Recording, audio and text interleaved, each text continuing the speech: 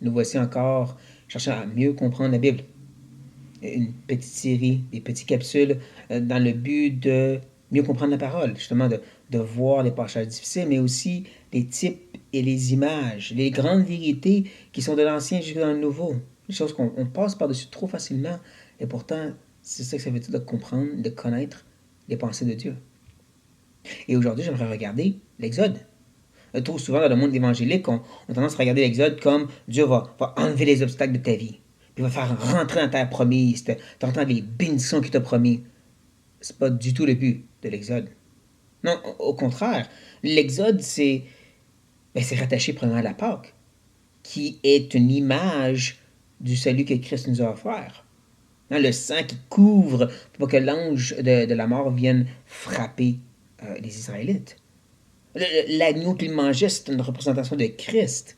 Toute cette célébration, c'est un rappel de ce que Christ allait faire ultimement. Mais encore plus, l'Égypte représente l'esclavage que nous étions avant sur l'esclavage de la chair et de Satan. On était pris justement dans ce monde qui nous traînait vers l'enfer, mais on était délivrés. C'est ça l'Exode. C'est Dieu qui délivre son premier peuple pour le faire sortir de cet esclavage, délivrer de cet emprisonnement comme il a fait pour nous.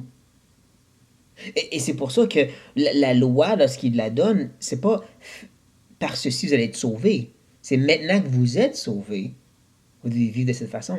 Dans cette nouvelle terre que je vais vous faire entrer.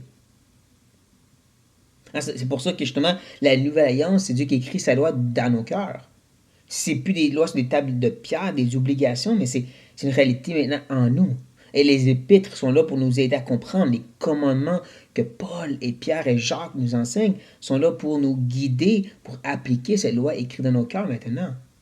Un peu comme la loi mosaïque, c'était Dieu qui vient maintenant expliquer comment vivre cette vie de mis à part, différent qu'Israël est supposé représenter auprès des nations autour d'eux, comme nous.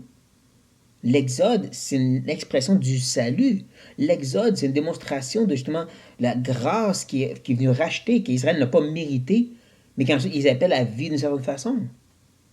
Oui, c'est sur une autre alliance, mais c'est quand même une représentation de ce que Dieu allait faire parfaitement en Christ.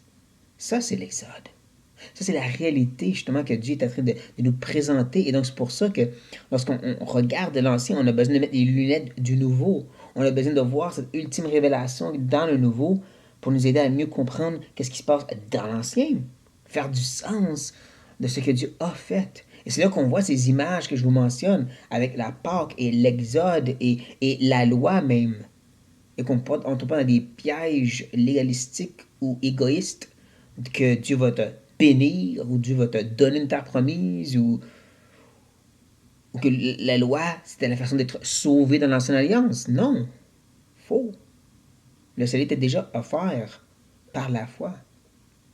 Mais la loi, c'était pour leur montrer comment vivre maintenant. Les sacrifices animaux étaient une représentation de ce que Christ allait faire parfaitement dans son sacrifice. C'était des types et des images. Donc sur ça, frères et sœurs, comprenez mieux le Nouveau Testament pour ensuite mieux saisir l'Ancien. Soyez bénis. Je vous aime.